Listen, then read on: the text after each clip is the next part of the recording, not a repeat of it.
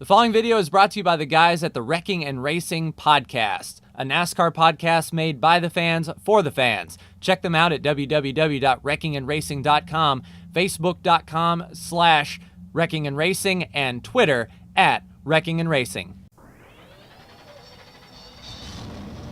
Hello again, ladies and gentlemen, Saka here, and welcome back to another episode of NASCAR Racing 2003 season. And we are at Talladega BR in the second race of the round here. In round two, Brandon there on the outside behind Austin Dillon in the Wrecking and Racing Podcast Camaro. And we're starting about in the middle of the field, which for Talladega, 3 and 4 wide is the name of the game. Anything goes, and you know, it's a pretty big swing in points, or at least it can be. So we'll be smart here, go for the win. I really enjoy restrictor plate racing, so we'll see what we can do here. We will have to make a pit stop, but I don't think tires are going to be needed. Tire wear here at Talladega BR is really low, so all we'll need to do is just top up on fuel and see if we can outwit the AI just a bit. We'll be starting behind the 47 of AJ Allmendinger there. Austin Dillon, the real-life Daytona 500 champion, is there on his outside. And we'll see if we can get a good run here into turn one. Green flag is in the air, 18 laps at Talladega. Up through the gears, a good steady start. We can see Ryan Newman's rear end in front of AJ sort of peeking out there. Looks like Denny Hamlin was on the pole and he leads the field through turns 1 and 2. We'll be right on the bottom here, going under that 12 of Ryan Blaney, the 6 of Trevor Bayne / Matt Kenseth. We didn't go below the yellow to advance our position, but we will definitely have to be mindful of that. The AI likes to really go 2 and 3 wide. There's Brandon forcing his way through the middle there. The 95 of Casey Kane moving up to the top line. And Brandon's running the middle, will be right there on the bottom. Brandon sort of moves down on the 88 there of Alex Bowman. And we'll see if we can get a run off the corner here that may put us 3 wide, but we've got the run. We'll get the pull off the 17 of Stenhouse. The 31 pulls down. Brandon settles in behind that 41 of Kurt Busch, goes to the outside, and William Byron is the defending race winner in the spring, so we know William Byron is going to be tough, pushing his teammate, the 48 of Jimmy Johnson, under the 78 of Martin Truex Jr. Still on the bottom here, looking for any sort of daylight that we can get, but they're hugging that yellow line, so we'll just stay in line, see if we can push Newman out of the groove. We don't want to push him too hard. Brandon's right up there in the middle, 3 wide, right behind Jimmy. There's the 18 of Kyle Busch, and Brad Keselowski needs a really good run as well. So if Brad might be able to pull a win out like he actually did in real life to advance to the next round, then that is all well and good. Brad is really pushing that 42 of Kyle Larson, though.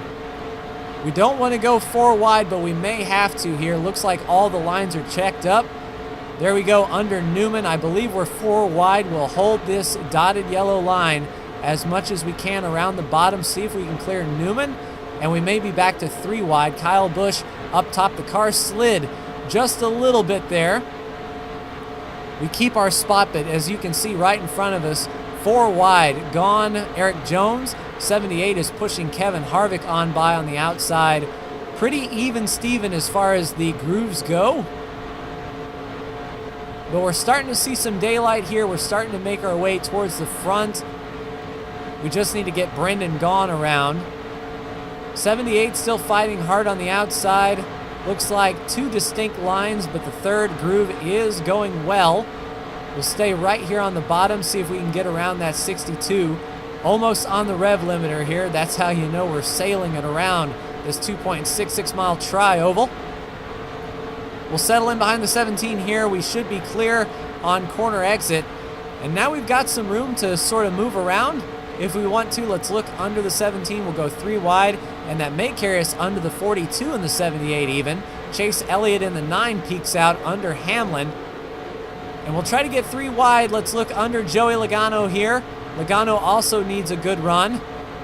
And Jamie Mack right there in the mix as well. So put us in about 5th place. 3 cars, 3 wide for 5th place. That's just Talladega. That's just how we roll. We're catching up to Chase, but Harvick makes a power move down there to the bottom. We're going to hold this bottom as best we can, see if we can get around the 1 of McMurray and the 11 of Hamlin. A lot of ones in that outside groove. Looks like 2x2 behind us. I don't think anyone is going 3 wide anymore. That was really just on the start. If we can push Harvick up to the lead, that might be beneficial. We'll stay right in line with Kevin, pushing him 3 wide under Chase Elliott and Denny Hamlin.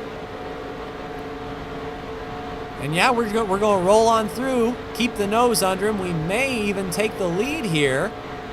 Coming off of turn 4, nothing in front of us, clean air indeed. But we really don't have any help behind. It looks like Larson may be backing up a bit. I don't see Harvick on the outside, so we're still side by side with Kevin Harvick for the lead. We should clear him on corner exit here if the 42 of Larson can pull up, and indeed we just cleared Harvick. Now we can sort of play the lanes, move inside, outside. Oh, that wasn't Larson, that was Stenhouse, who is always strong on these restrictor plate races. If Stenhouse can play spoiler and stop a guaranteed advance, that's what Stenhouse would like to do. And I believe that is Brandon fighting there on the bottom. He's behind Chase Elliott there, the white nose. But we'll see if we can play all the lines here. Chase gets a solid run. We'll close the door on him, get back down to the bottom of the tri-oval, and lead some laps here. Feels good to be out in front. If something bad is going to happen, it's going to happen behind us, and that's a good feeling. 4 wide behind us, it looks like something might happen. And indeed that was Brandon pushing Chase Elliott below us. So Chase is going to get a run on the low side, moves on up. Let's push Chase forward as much as we can here. A little tap in the straight line. We'll keep to the outside here. Now we'll force Chase up top, Brandon to the point, the 78 of Truex behind him, and that looks clear on the bottom. Not often that you see a 2-car run and then be able to clear the bottom. Truex wiggles. And there's Brandon there leading his first laps of the day. We'll be in right behind him. Yellow flag is out, however, and we may be within our pit window. I'll pull down here on the apron to make sure we don't get run over. But yeah, it looks like a 5 or 6 car breakaway and then no one behind Chase Elliott. So whatever happened, it was big, and it happened in the middle of the lead pack. So perhaps Chase ramifications here, but we'll ride on the caution, pit for fuel, and be right back with you.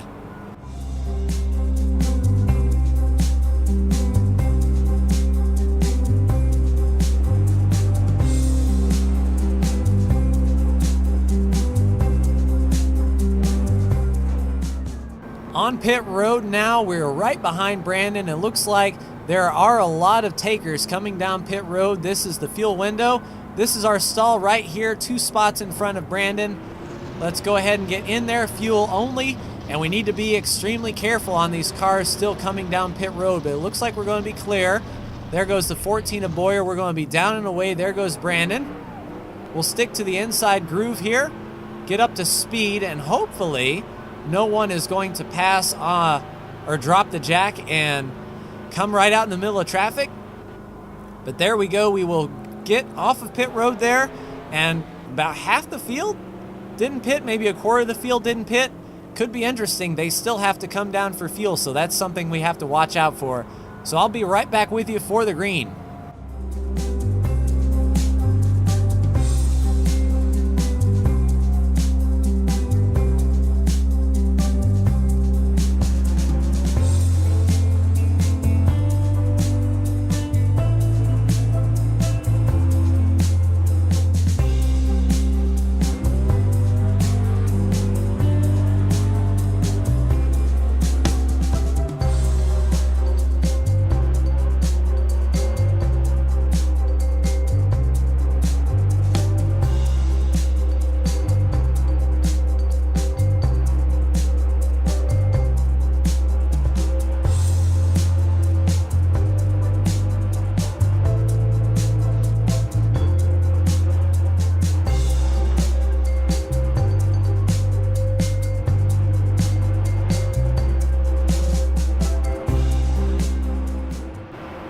We are set up for the finish, lined up behind Brandon. Green flag is back out at Talladega. Let's get back up to speed.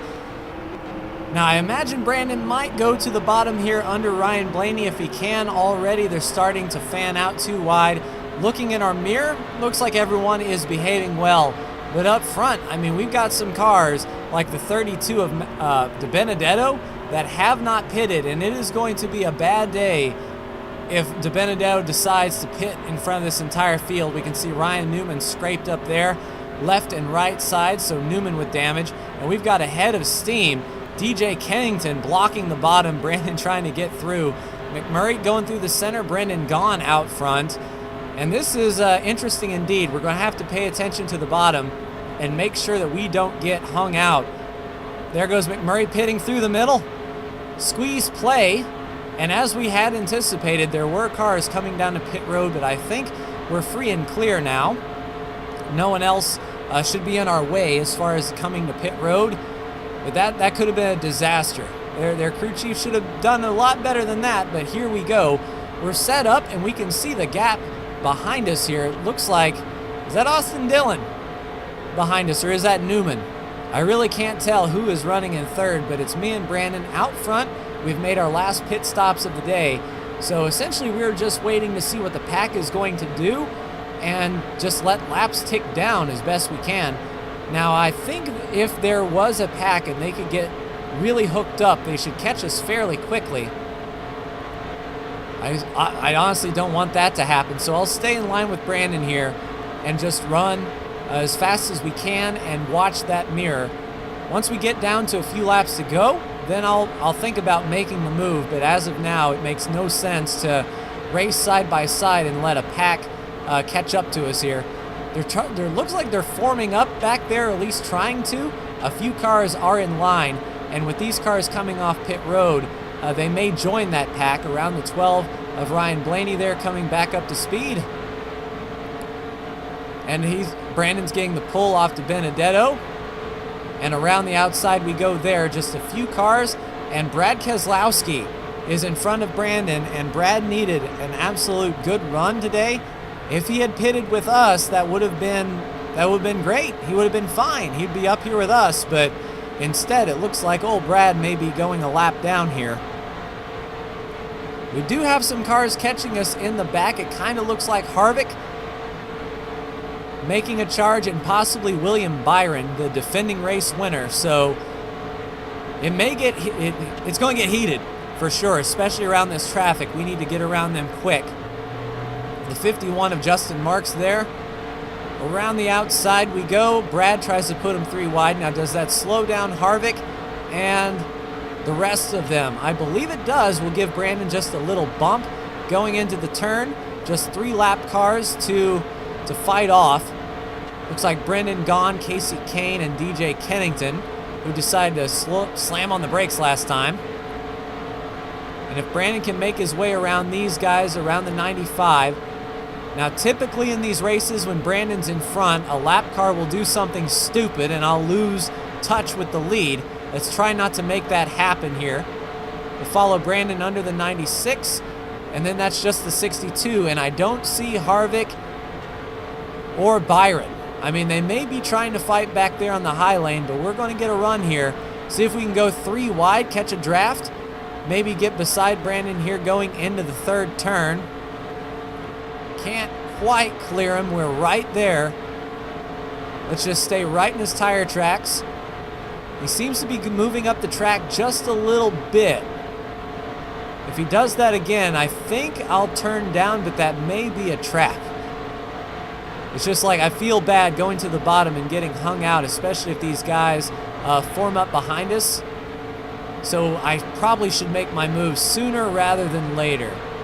If Brandon gets a line of cars behind him and I go to the bottom, I may be hung out. We'll get the pull off the 3 here. Austin Dillon, though, he's missing a rear deck lid. Now, he did not make the chase in our season, so this isn't that bad news for him. He's just sort of racing along. So we'll get around the 3, no problem. I don't know if he's making minimum speed or not. But right here on the bottom, Brandon washes up. Let's go to the bottom. And it looks like we have help coming behind. Power move on the bottom. We cleared him. I'll keep Brandon in the mirror now and an eye on any run that may be coming. There's only a few laps to go. So does Harvick have enough time to get caught up? Does Byron have enough momentum? And Byron is right there, right behind Brandon. Harvick on the bottom. So Byron will be in front of Harvick, and it looks like Dylan may have, blended in with the pack just a bit. So we'll stay in line here. Lap traffic will not be a factor. It is clear sailing in front of us. It's just eyes in the mirror and foot on the floor. No, that is Truex. So Truex, Byron, and Harvick right there with us. And I think there's another car behind Truex. Eyes in the mirror, though. I'll see if I can pull Byron up beside Brandon. Sort of force the two wide. Here we come. White flag. One more lap in the air. William Byron right on the back bumper. Brandon fighting back on the outside. We are not going to leave this yellow line for any reason. We'll be right on the bottom. Watching out of the mirror more than the windshield. Byron looks to the top. We'll move to the top. There's a breakaway. The 78 may be going down to the bottom. We'll pull him up even with the 24. And I said lap traffic wasn't going to be a factor, but indeed, here we come down through 3 and 4. We'll see if we can get a pull off of this lap car and make it happen. Truex looks to the bottom. We've got drafting help. Shut the door on Truex around Buescher. And that's going to choke up that line there around the outside. And we have taken the checkered flag. Ladies and gentlemen, we have won Talladega. Kevin Harvick finishes second. Brandon, with the little bump, finishes third. Let's try not to stuff it in the fence. Well, we didn't do a very good job. But hey, if Jimmy Johnson can win Talladega and then back into the fence, so can we, right? So not a bad race for us for sure. We made the right move at the right time, and everything is gravy. But I'm interested in, 1, the finish, and 2, what brought out the caution. So let's take a look-see here. We'll come to the line. So here is the finish there. So Kevin Harvick about a car length back. Harvick will finish second. Brandon will finish third. So indeed, they're second and third. Here's the race. Byron in fourth. Looks like Truex in fifth. Keselowski, unfortunately, in 27th, thanks to that pitting faux pas. Here comes Suarez, also a part of the chase, in 6th. Kyle Larson in 7th. Bubba Wallace in 8th, good on him. 9th was Chase Elliott. 10th was Kyle Busch. 11th, Alex Bowman. Joey Logano comes around 15th. Clint Boyer out of the chase now. McMurray in 32nd. Eric Jones in 20th. That's not what he needed. Ryan Blaney in 34th. Ouch. So let's see what brought out that first caution here. It was on lap 1, and it was... No, it wasn't on lap 1, was it? We raced a bit here. Where was the yellow? There was the yellow. So let's see what happened in the back. A lot of dirt, a lot of debris. There's Kennington. Oh, and a massive, massive crash up front. Wow, so Kennington did not avoid that one. Where did this happen? Right there, the 6. So the 6 and the 1 were pretty much glued to each other here. And then the 6 is going to bounce into McMurray. And then, oh, Brad. And there it was, big wreck. The 6, everyone sliding, the 41 involved. Yeah, so they were sort of like pinballs. They just got bounced off of each other here. So the crash is going to happen off the corner right there. There goes the 6 and the 1. Everyone's getting checked up. The 6 is still sliding in traffic. Yeah, 31 got hit. There's the 3 and the 21. The 34 gets involved. The big one at Talladega indeed. Let's see if we can see it from the helicopter.